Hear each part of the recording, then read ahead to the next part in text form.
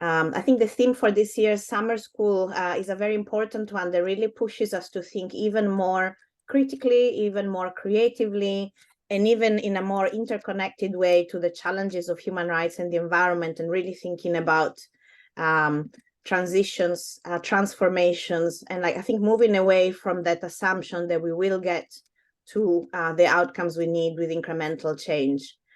So today in particular, we start with, I think, a really critical area of thinking and practice and research, which has to do with the relationships between the ocean and human health.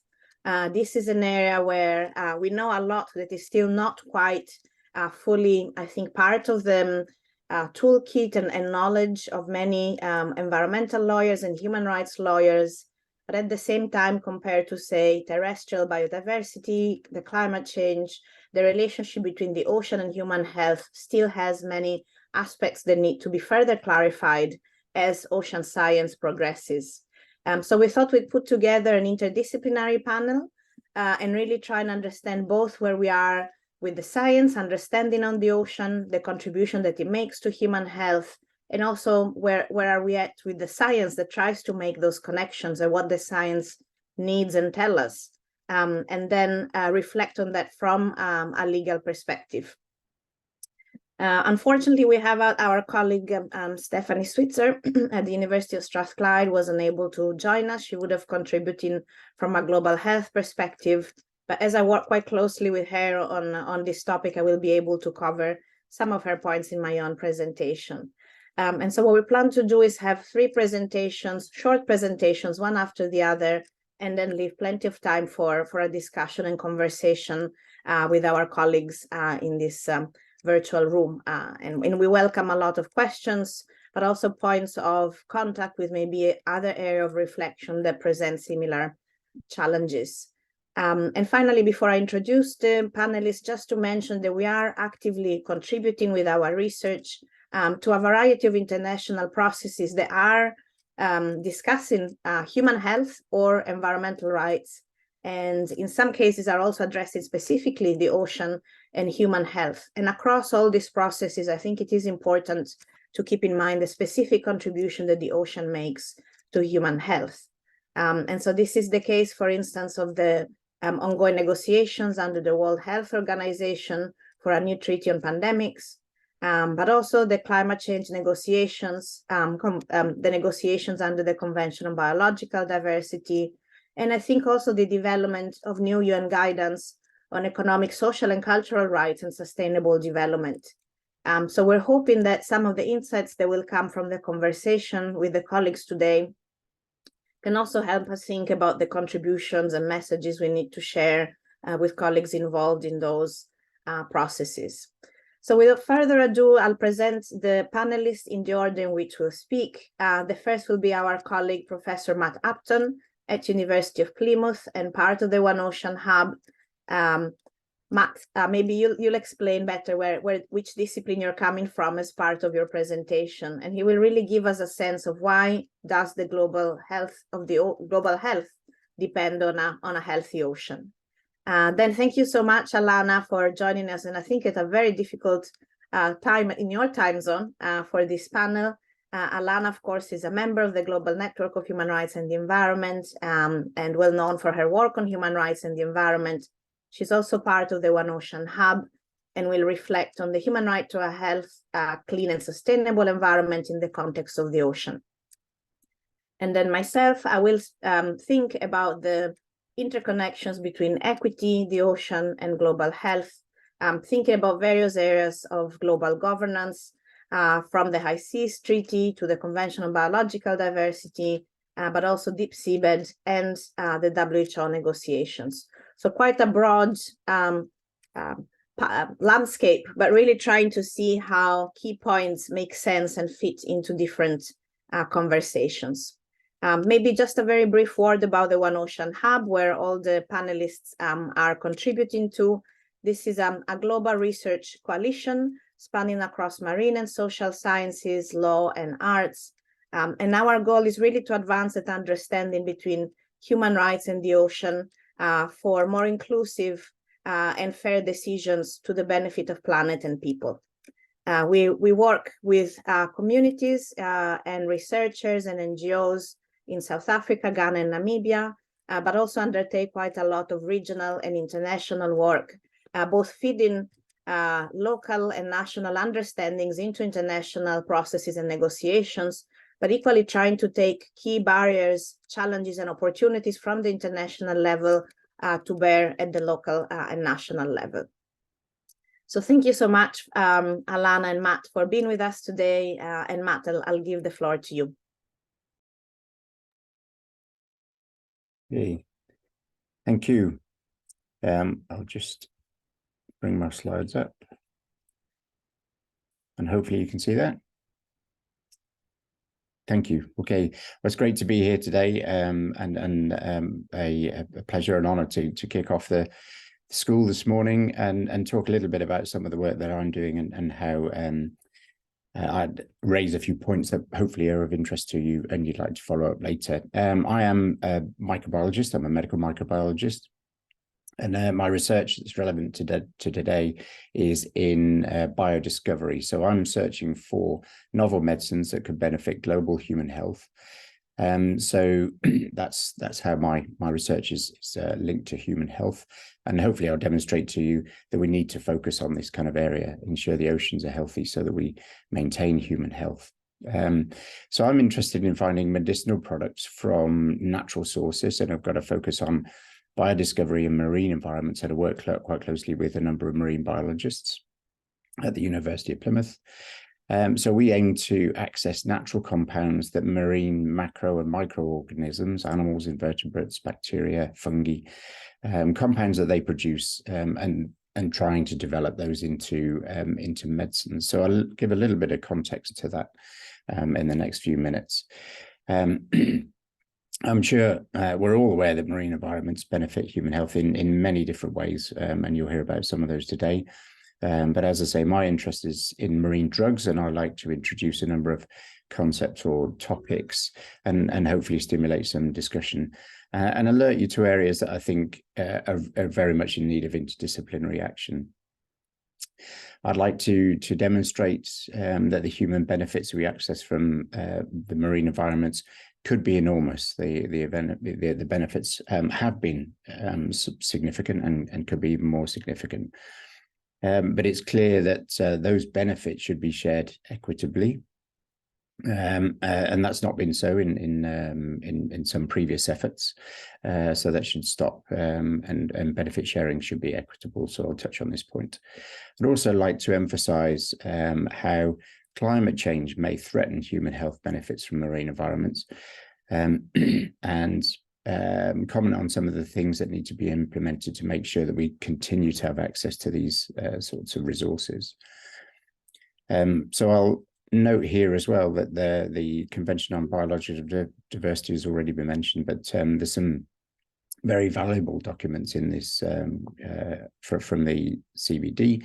I've summarized some of those that are relevant to my talk, but I encourage you to look at these resources. The CBD Convention recognizes that biological diversity is biological diversity is about more than plants, animals, and microorganisms and their ecosystems. It's about people and our need for food, security, and for me, for today, medicines, fresh air and water, shelter, and a clean and healthy environment in which to live. And I think it's very important that we need to recognize that we can possibly, and possibly discuss later, the way that these topics need to be viewed through a One Health lens and addressed at a systems level. It's essential we have interdisciplinary, transdisciplinary research to address these points. So diving straight into the core of the topic, I'm not sure if you're aware, but it's been shown that 80% of registered medicines that are in current use come from plants or have been inspired by natural products from a range of different organisms, animals, microorganisms. And the marine environment in particular is a validated source of such compounds with medicinal value. There have been over 40,000 compounds with potential beneficial activity already described from marine environments, and some of those can be seen in the figure at the bottom here. And these are bioactive compounds that might be produced by some of the animals you can see in this figure, invertebrates and corals, or by the microbes that they host. And my particular interest is in the bacteria that live in these marine organisms, including things like the sponge shown on the right-hand side here. So, as I mentioned, my work aims to discover new antibiotics from these marine natural products. MNPs, natural products are compounds produced by organisms in the environment to benefit their own biology, but we are trying to use those for human medicinal benefits as well. So I'm interested in marine-derived antibiotics, but there are anti-cancer agents. Anti-cancer agent RSC was introduced 50 years ago. There are now more than half a dozen in current clinical use that have a marine origin. One of the most potent painkillers we know is derived from a marine snail. So these are just a few key examples, and I haven't got time to go into detail, but really it's clear that the benefits are immense. It's not all about the money, but the potential value of marine-derived medicines is immense. It's been estimated that the potential just for new cancer therapies from marine biodiscovery is between $500 billion and $5.7 trillion. So safeguarding this resource should really be an imperative for us all. I feel it's important to note today that some of this biodiversity work is informed by local traditional knowledge. And so that requires continued interaction within local communities. But much progress and the kind of work that I'm doing involves screening programs where we carry out lab-based screening of extracts from marine samples. And so we can maybe come back to this later as well. I think it's important to note really that it's not just the living marine organisms or their microbes that we need to think about as a source of new medicines, because these compounds that we're trying to access from marine animals or microorganisms are produced from gene clusters in those bioactive organisms. And that in itself is not really a problem, but it becomes relevant on my next slide and maybe a topic for discussion later. It's important to emphasize that the marine animals, especially the microbes, can be mobile and widely dispersed geographically. And that's demonstrated in this figure on the right.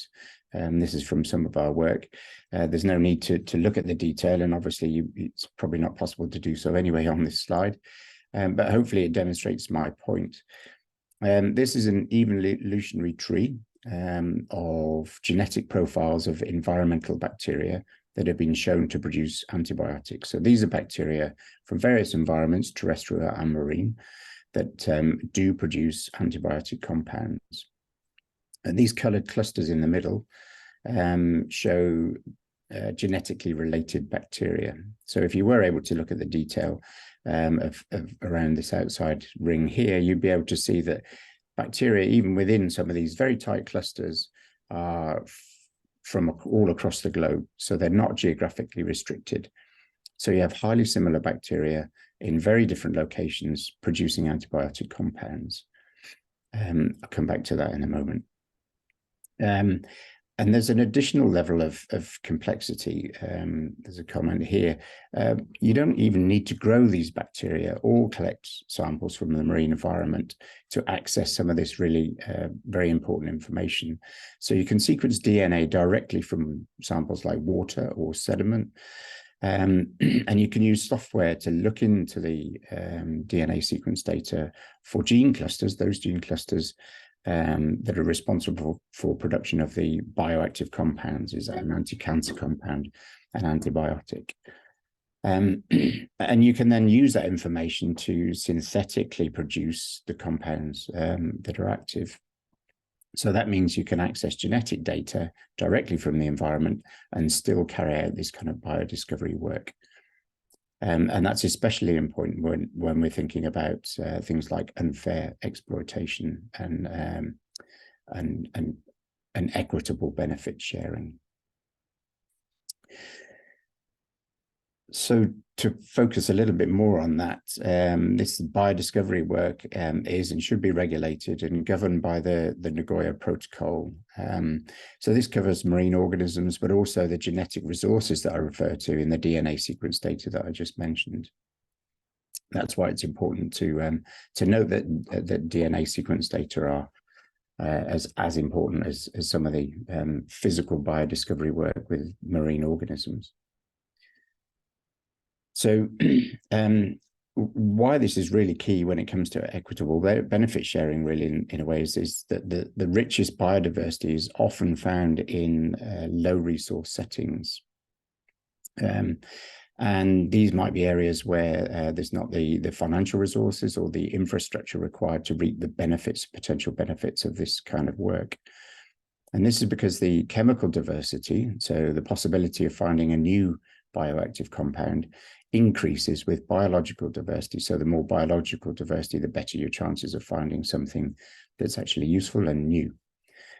So the fact that biodiscovery work is also complex and expensive means that it's not widely accessible in some regions with the highest biological diversity. And this has been a problem in the past. And it's one of the reasons that things like Nagoya Protocol and other mechanisms are put in place. And that's because the benefits, as I've already mentioned, can be lucrative of this kind of work. So there's a high incentive for companies and organizations that are active in this area to carry out exploitation wherever there's high biodiversity. So that might be in low resource settings, and that shouldn't be allowed to happen as it has happened in the past. Companies that are active in biodiscovery are now very much more aware of this, and I think there's increasing understanding, but there's still more work needed to be done to share the benefits equitably. And those benefits may be financial rewards, but they may be benefits in other forms like improvement in local communities and other aspects. So, as I say, the Nagoya Protocol describes some of the mechanisms that there can be put in place to ensure benefit sharing equitably, but there's still more work to be done, and the protocol is not universally adopted. I'd just like to mention that the work I do in the One Ocean Hub and the South Africa UK Antibiotic Discovery Hub, equitable benefit sharing is at the core of the kind of mission that we have and the work that we're doing. Well, on my last point, and one that's not widely recognized, as widely recognized as it should be, is the potential impact climate change might have on our ability to benefit human health from marine-derived medicines. So the potential impacts of climate change in terrestrial environments is probably much more well understood than for the oceans, but we do know that climate change will affect many parameters in the sea. And these obviously possibly include sea level rises, and that might impact shallow living organisms in intertidal zones. But there are far more reaching impacts that will come from things like changes in pH or temperature or oxygenation and ocean currents. And these can act at all different depths and different geographic locations. And animals like the sponge that's shown on the left-hand side here, this is from one of our sampling projects. These are highly sensitive to such changes, and so are the microbial communities that live within them. We don't understand yet just how sensitive they are possibly, but they are very slow-growing organisms, and they've got complex and established microbial populations that live within them, and those microbes are important for the survival of the sponge. So although we don't yet fully understand how climate change will affect marine diversity, it's clear that it will lead to loss of some marine species, like perhaps these sponges, and that has potentially unknown consequences for the discovery of future marine-derived medicines.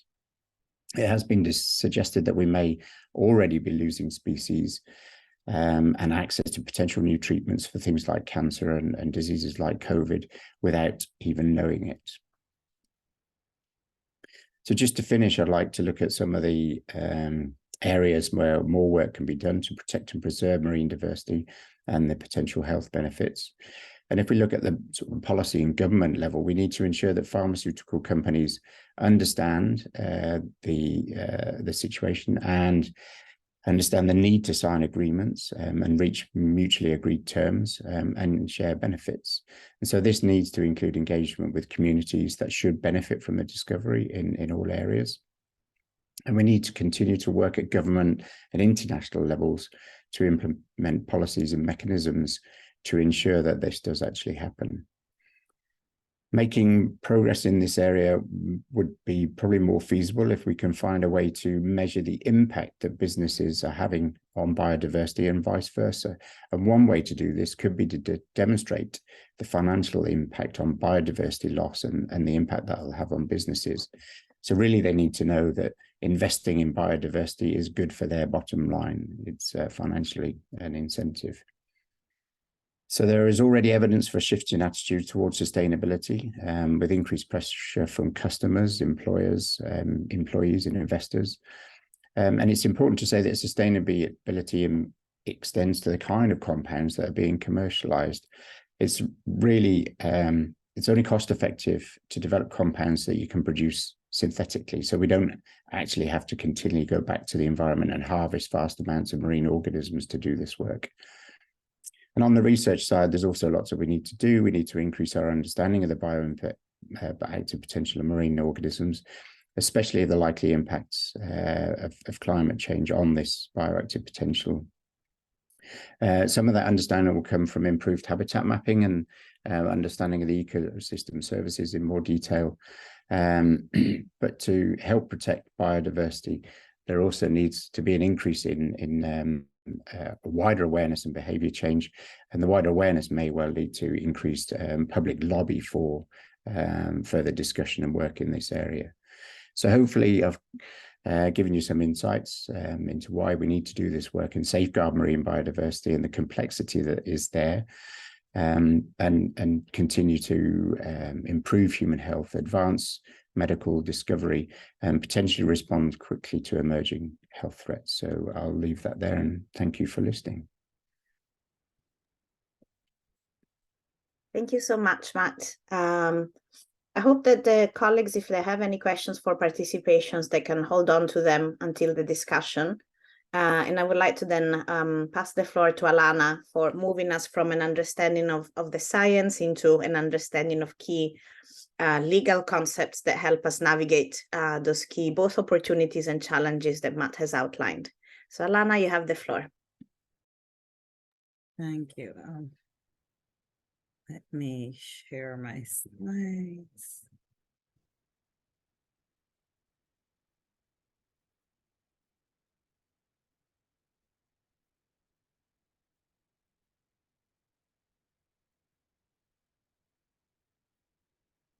Okay, good morning, afternoon, evening, everyone. I hope you can, is everyone seeing my slides okay?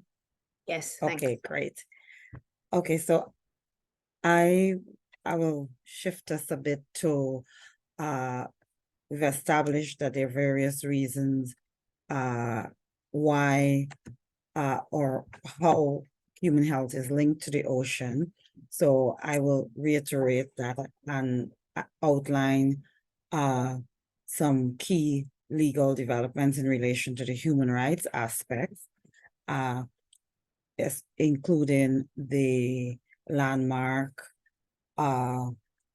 adoption of the right to healthy environment by the UN General Assembly in 2022. The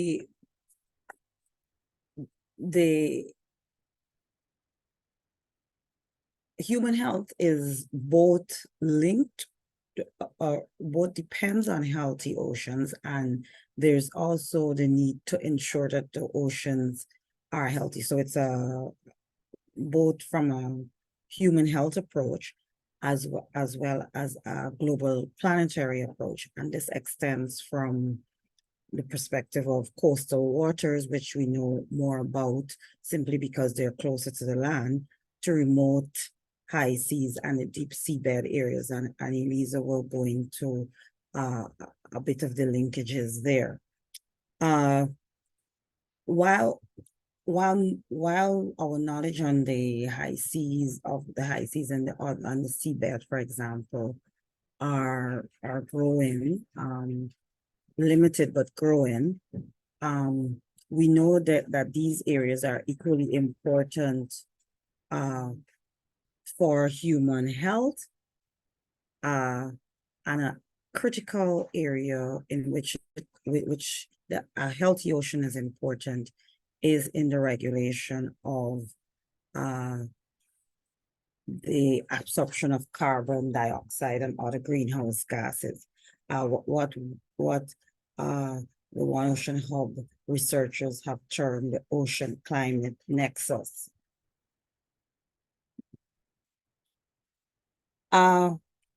Now, in addition to its importance for food and regulation of climate, the ocean also provides very important social, cultural, and historical functions that are also linked to health, and also provide food and nutrition, especially in the global south, which heavily rely on fisheries and on other marine resources for both their food and nutrition and micronutrients and so on. For various reasons, which we can have a discussion on, the need to access these benefits of the ocean has led to increased efforts by climate, environmental, and human rights defenders. And also there have been calls to look at the ocean as a living entity with inherent rights through the development of a universal declaration on ocean and human rights.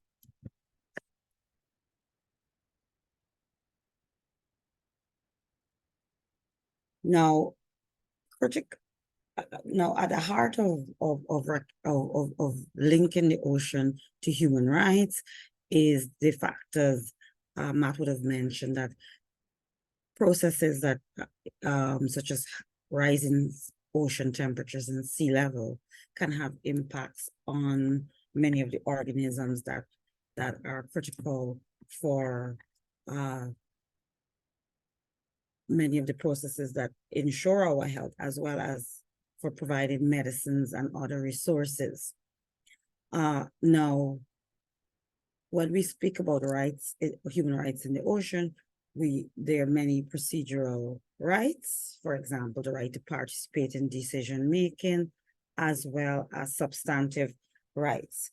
And I'll get into some of the substantive rights shortly.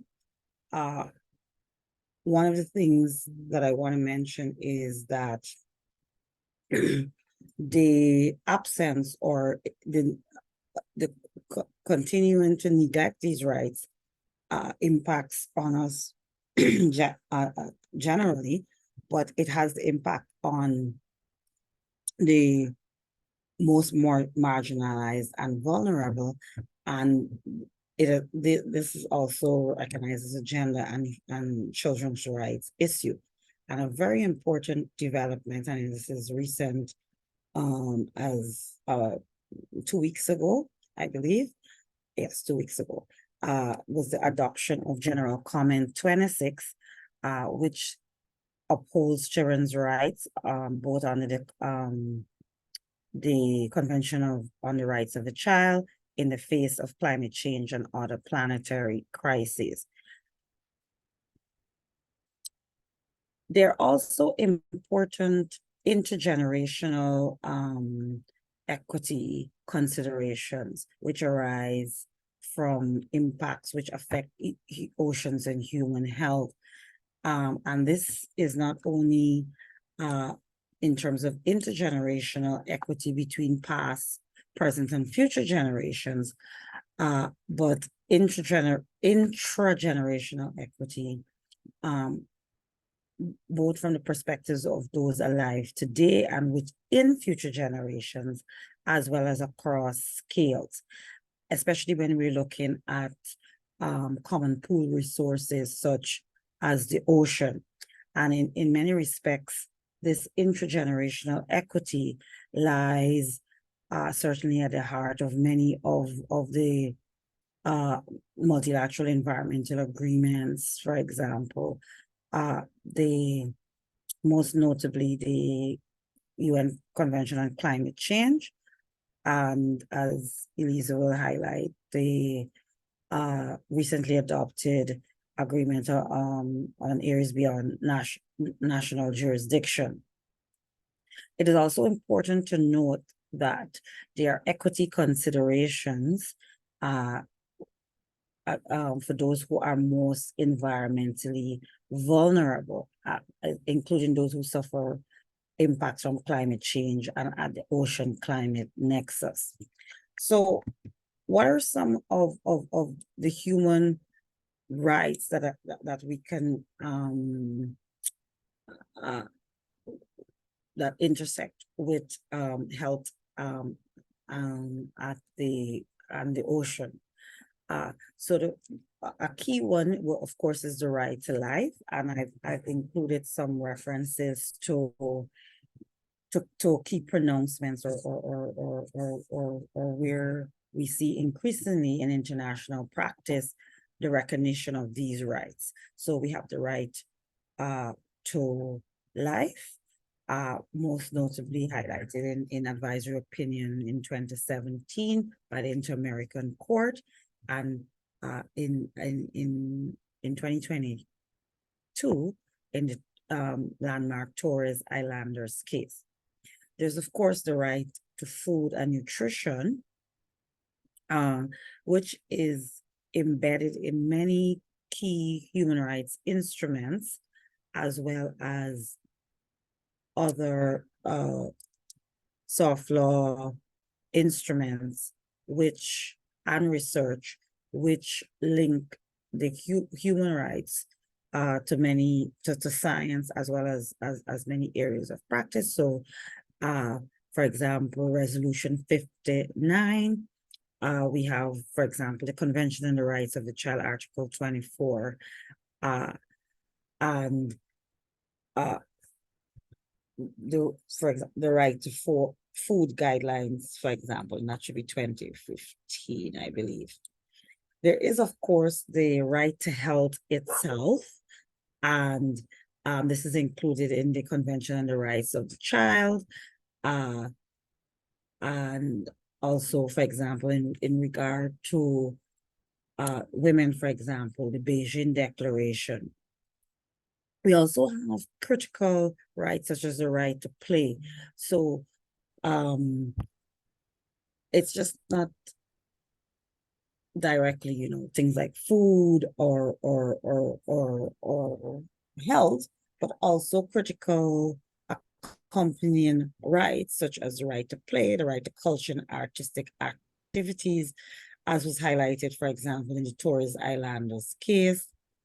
And of course, we now have, as of 2022, the right to a healthy and sustainable environment, which was adopted by the UN General Assembly.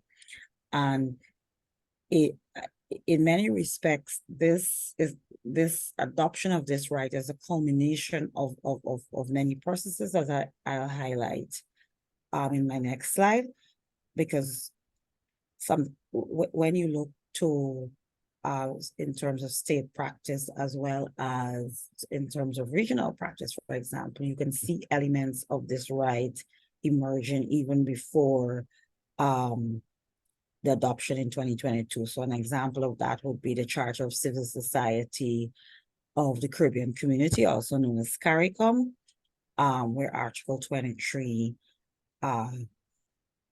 alludes to the right to a healthy environment as being critically important for the development of the people of the Caribbean community in the Caribbean region.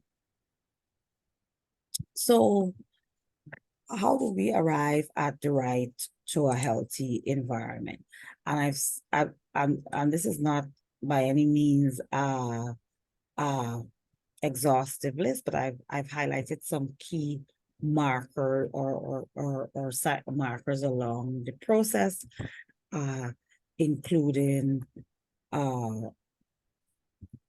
sorry, I clicked the wrong button. Yes, sorry, including the 2005 petition to the Inter-American Commission, the Mali Declaration, which was a first attempt by small island developing states to address not only issues of ocean, because most small island developing states are primarily large ocean states, but also to address the link between oceans health, human health, and climate change. An important and this is thinking both thinking back and thinking forward of the significance of the recognizing the right to a healthy environment is the adoption in 2010 of the human right to water and sanitation. And in many respects, the recognition of this human right spawned a plethora of processes as well as actions on the part of states. And it is hoped that certainly this will also hold true of the post adoption or the implementation of the right to a healthy environment. Other key developments, for example, have been the Special Rapporteurship on Human Rights and the Environment, the inclusion of health in the preamble, both health and human rights in the preamble of the Paris Agreement, advisory opinion of the Inter-American Court in 2017. And then we have in 2018, the framework principles put forward by the former Special Rapporteur on the right to healthy environment, John Knox, and the joint report by John Knox and the current mandate for David Boyd. And which would have, I think, with increasing momentum of, for example, the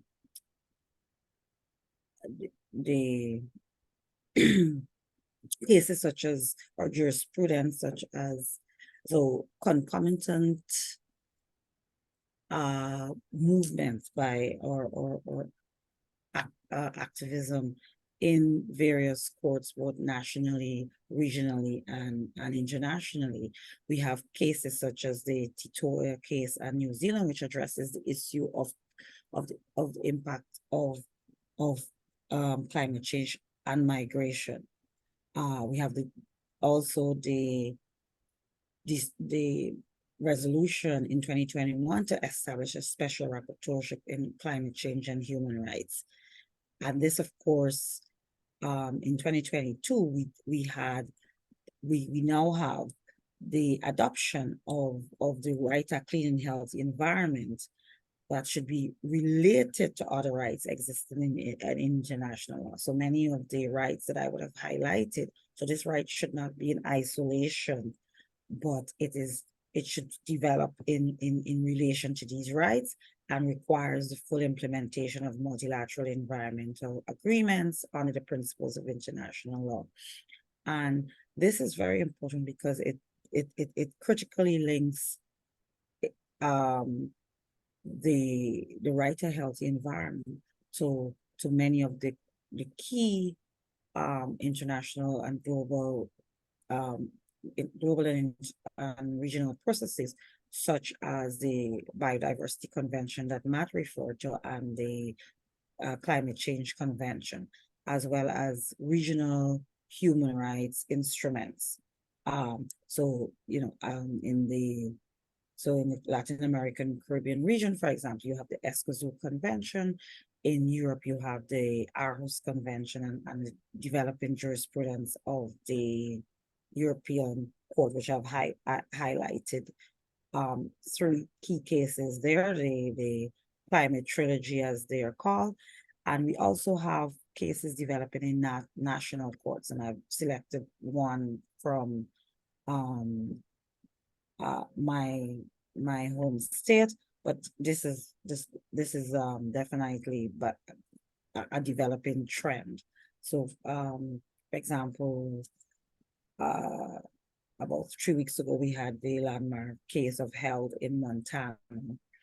And in June, for example, we had in Ontario. So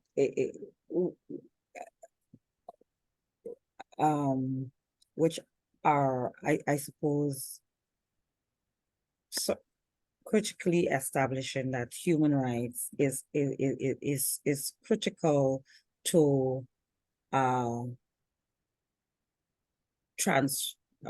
transformation we need in terms of achieving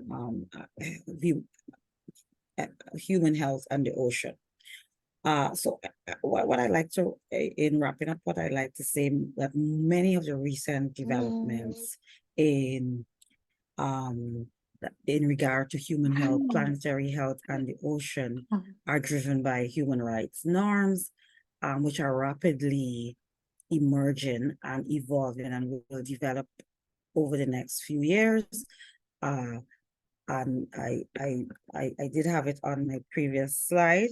And some of this will occur through the trilogy of advisory opinions that are currently actually one begins today. ITILOS, the hearings for the ITILOS advisory opinion begin today. And we have advisory opinions in front of the International Court of Justice as well as the Inter-American Court of Human Rights. And maintaining human and planetary health is linked to human healthy oceans from the coastal areas to the high seas and the deep seabed. Maintaining these processes is a complex interplay of many disciplines, and therefore ensuring that health and human health in the ocean will rely on both transdisciplinary and transformative approaches to ocean governance. Thank you. I hope I have at least whetted your appetite, and I look forward to the discussion. Thank you so much, Alana. That was really important context for us, and it already links with Matt's presentation. And now I'll try and connect the dots even further, and then we'll be ready for a discussion. Maybe can you stop sharing the screen? Thank you so much. And let's see if I can share mine now. So this will be the third and last presentation, and then we're very keen to open the floor for a conversation. But in the meantime, feel free to jot down your questions while they're fresh in the chat as well, so our presenters can start thinking about them. So my presentation is really focusing, I think, on the transformative potential of that relationship between marine biodiversity and human rights, both from a science, equity, and human rights perspective. And looking particularly at international processes that have to do with biodiversity, the ocean, and health. But really, I think the points we're making are also very relevant for national decision-making, and where we need the consideration of the multiple contributions that the ocean makes to human health to really guide and inform decisions we make on any use of the ocean and marine conservation as well, and any other use of other natural resources that may have impacts on the ocean. So something that already Matt alluded to, but to me it's really been an almost mind-blowing experience, is really understanding the multiple levels at which biodiversity, including marine biodiversity, contributes to human health.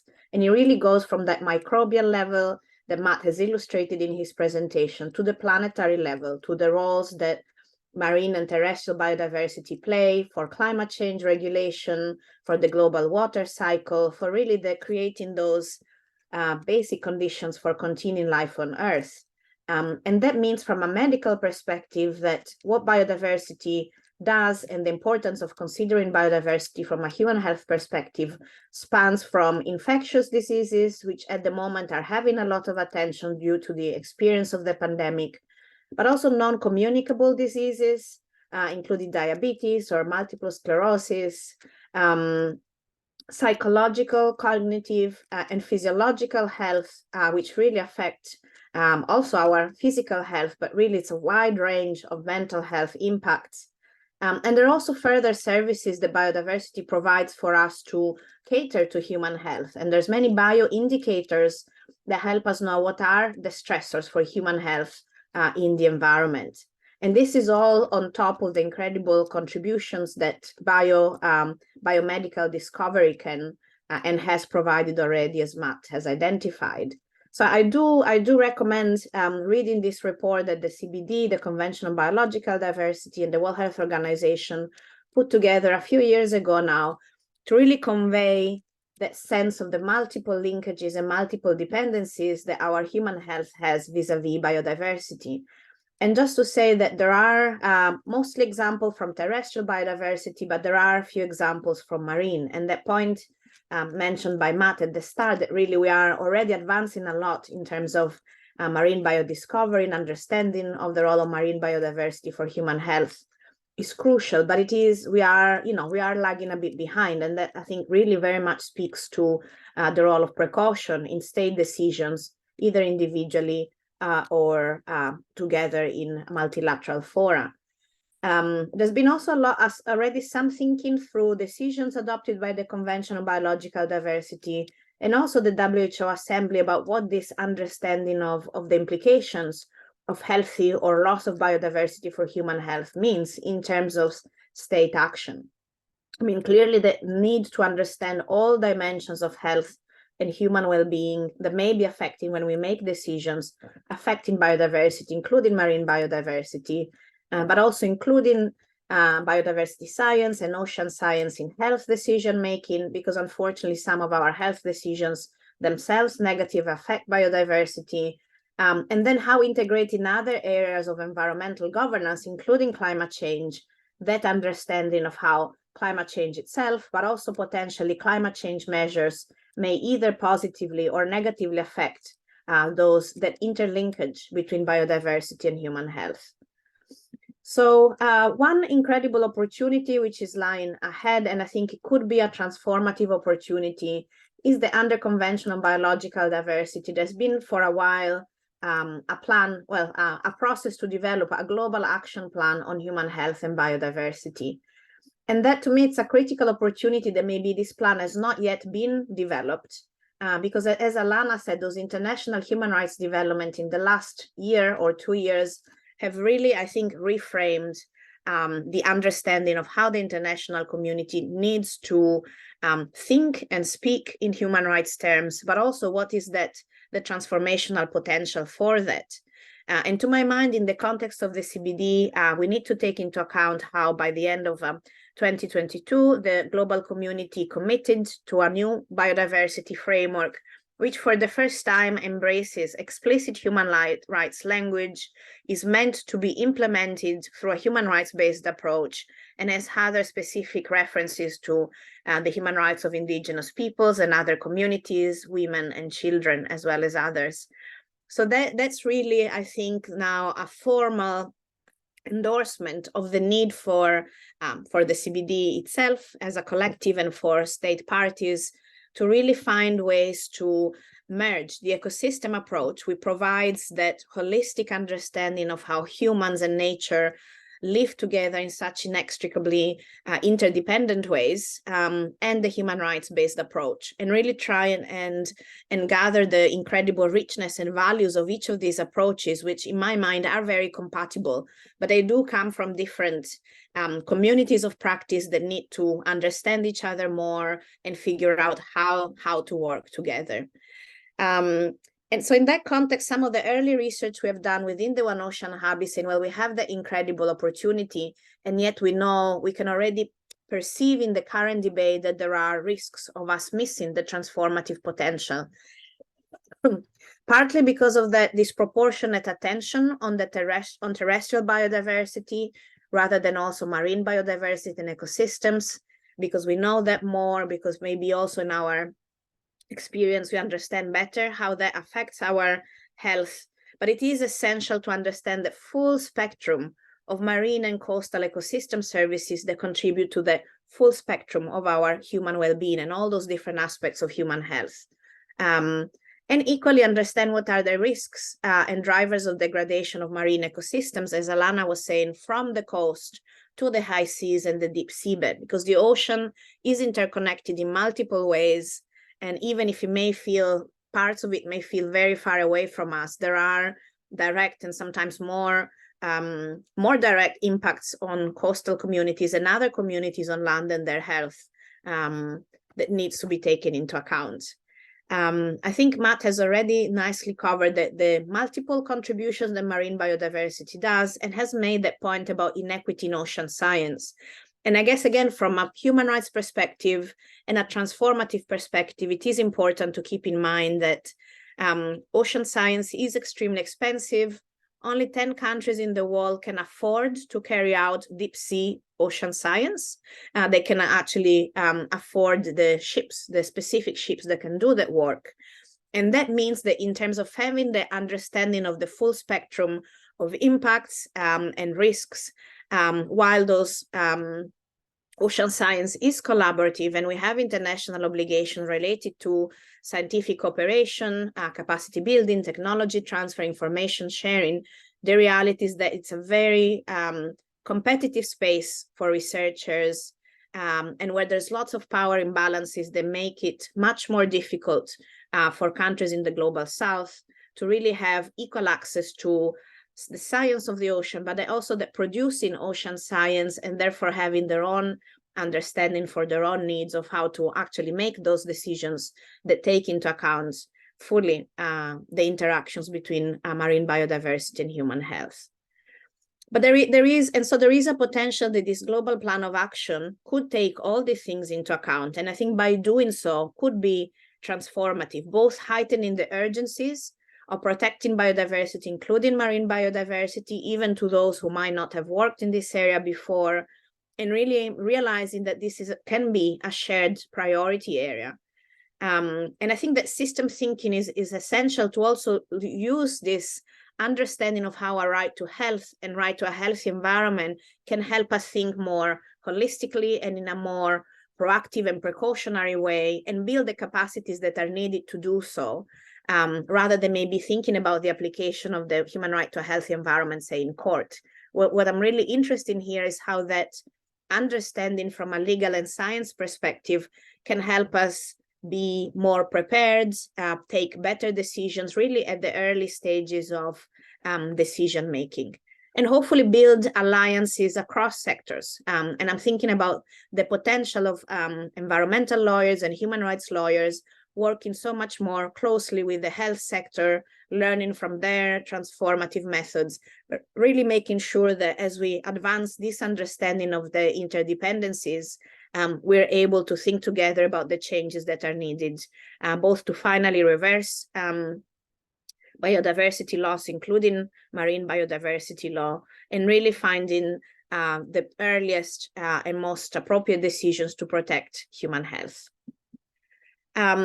An area that may seem one of those really removed from our consciousness of how the ocean may be used and how that use may or not affect also our human health is the deep seabed. And we have a very specific, highly technical international regime that governs the deep seabed beyond areas of national jurisdiction, that has created a very unique international organization to manage the area, but also to protect the marine environment in the area. And this is the International Seabed Authority, which has existed now for decades, but we're only arriving now at the point where we could be, in a near future, authorize large-scale, commercial-scale deep seabed mining. At the moment, there's already exploration contracts, and some contractors are, for instance, testing technologies. Even some of these technologies have raised issues in terms of protection of the marine environment, but certainly commercial exploitation has already raised for years a very deep alarm bell from marine biodiversity experts, with evidence that the expected negative impacts from deep seabed mining will make irreversible biodiversity damage that we will not see bouncing back in our lifetimes, if not for a longer time. So in a way, there's almost a realization from a legal perspective of how we had created a regime at a time where we didn't have that understanding of the ocean, of the fragility and interconnectedness of ocean life.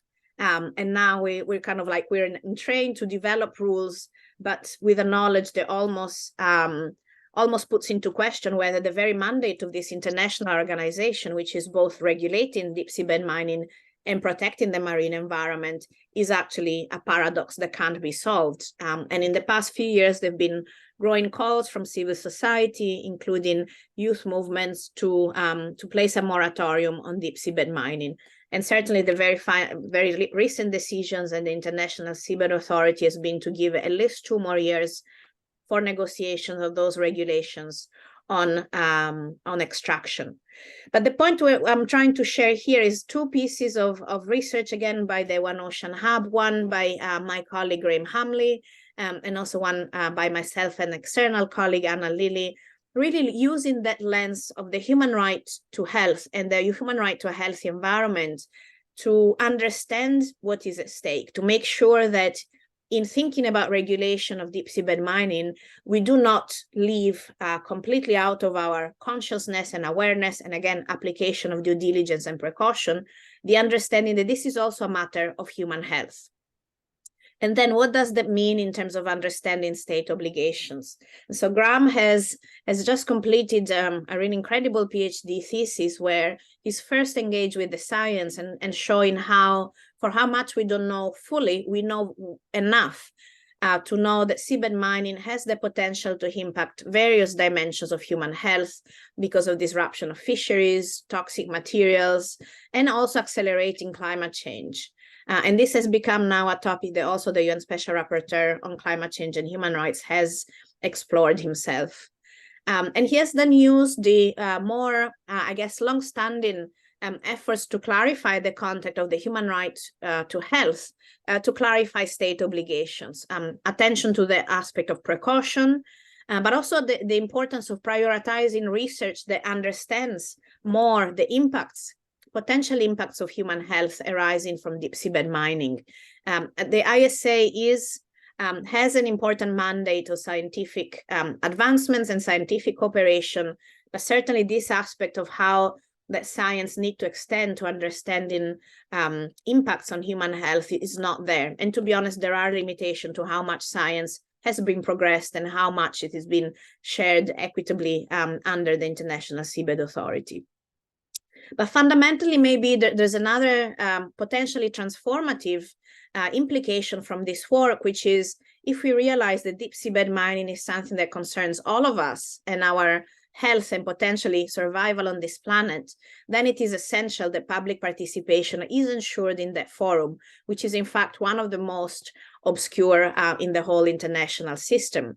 There have been various studies by other colleagues, not coming from a human rights perspective, that had already raised significant concerns around the limited public participation and also the limited opportunities for civil society experts and others to contribute views in the negotiations. And I think this work very much continues. And again, the question is, maybe if we had representatives of different human rights holders in those negotiations, we could have a whole different conversation and understanding of what are the risks, what are the opportunities for the International Seabed Authority to, truly live up to its mandate to protect the marine environment and advance ocean science to the benefit of the whole humankind, which is the very specific regime that applies to the deep seabed to be to the benefit of humankind, being common heritage of humankind.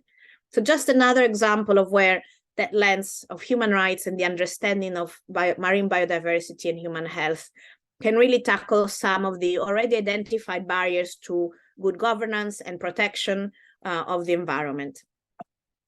Another example I want to discuss with you, and Alana already also mentioned, has to do with this recent, it's called the High Seas Treaties. It's in fact a treaty that covers both the deep seabed and the high seas, and as the not necessarily very catchy name of agreement on marine biodiversity, on the conservation and sustainable use of marine biodiversity of areas beyond national jurisdiction.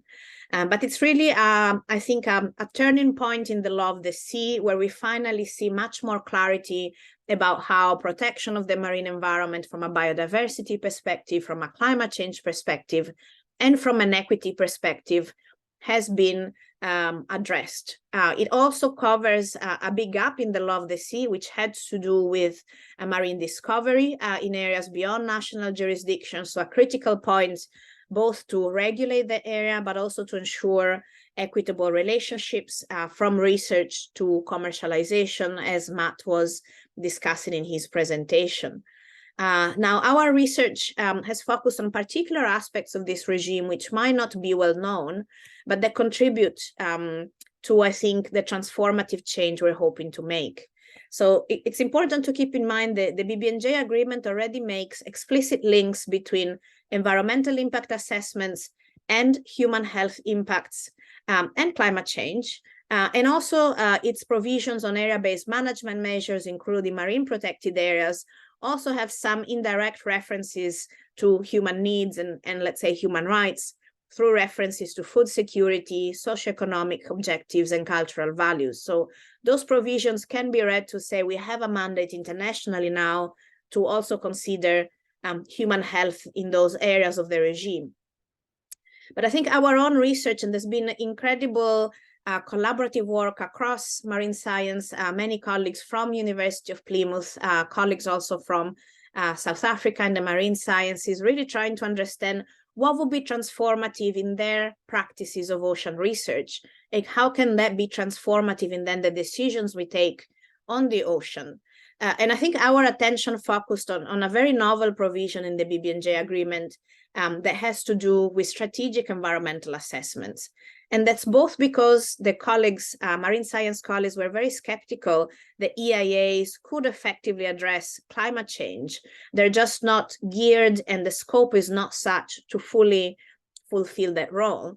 And rather, we need regional scale strategic environmental assessments that can have that more holistic approach, a more future-proofing approach, and allow for that understanding of what are the risks for multiple human interests and for the ocean in multiple dimensions. And in fact, through that provision, also address a question of fair scientific collaboration. So there is an obligation which is quite vague for individual states to consider conducting strategic environmental assessments. But then there's another provision for the COP that will be created for the BBNJ agreement to mandate strategic environmental assessments of areas or regions where we're particularly lacking in knowledge, assessing current and potentially future impacts, and identifying data gaps and research priorities. And so in our own thinking, we believe that this particular provision could be transformative. It could be the place where, even notwithstanding some state opposition, as a collective, the COP could, potentially by majority voting, mandate strategic environmental assessments where we could advance that understanding of how the deep ocean contributes to human health and other important aspects of human well-being, identify key research priorities, and through that develop rules that allow for those SEAs to be co-developed research endeavors between the Global North and Global South.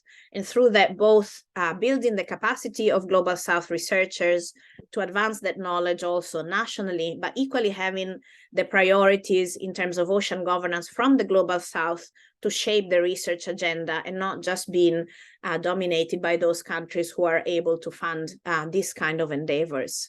And I think crucially what we've been arguing through this is also that as part of that transformation, that there'll be mutual capacity building, and ideally, instead of a transfer of technology from the global source to the global north, the co-development of technology that has that understanding of both the needs in the global north and the global south.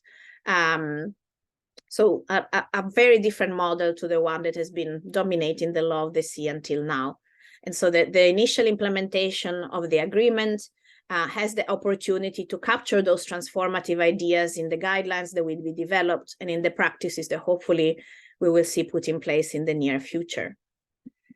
I will conclude now just with two quicker reflections on how these connections between the human right to health and human right to a healthy environment matter also for ongoing negotiations on the Global Plastics Treaty and, as I was saying, the WHO Pandemics Treaty.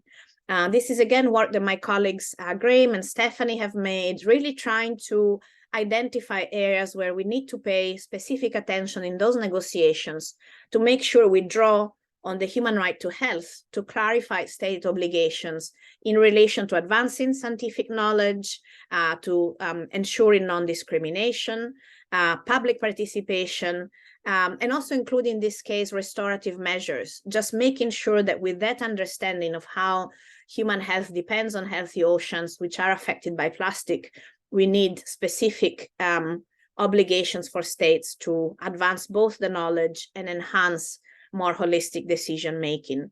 And you can see how while their work has been focused on the standard of the human right to health, it very much speaks to crucial dimensions of the substantive content of the human right to a healthy environment, including a safe climate. For the WHO negotiations, just very quickly to say that this is, incredibly important negotiations that try to learn from all the inequities that have occurred during the global COVID-19 pandemic. On the one hand, there is a very explicit commitment to taking a human rights-based approach and to a One Health approach. On the other hand, however, in the negotiations and the debates, we have noticed that once again, the ocean is not quite there, even if, for instance, it was marine genetic resources on which one of the COVID-19 tests was based. So our work has really been saying, well, we need to take that full cycle approach, think that protection of biodiversity and research on biodiversity, including at the marine side, is needed to understand where are the inequities that this treaty could address for the whole global community to find themselves in a very different position if another pandemic might come. And those questions about equity that we've discussed in ocean science, those questions around mutual capacity building and technology co-development are really critical in this context as well. So I won't go into too much detail, but maybe if there are colleagues in the audience that are interested, we can expand in the question and answers section. So just to summarize, I think the understanding of how human health in so many dimensions depend on all those different services that biodiversity, marine biodiversity provides is crucial for more system thinking nationally and internationally, taking the connectivity of the ocean, interconnectedness of biodiversity, and indivisibility of human rights really as the framing for us to understand what our decisions really imply. There's also, I think, a really important role for biodiversity science and as human rights lawyers and environmental lawyers for us to engage more with biodiversity science to understand how much we know about those interdependencies and how that provides evidence or sufficient understanding for us to identify foreseeable infringements of human rights that could arise from decisions on biodiversity and particularly marine biodiversity.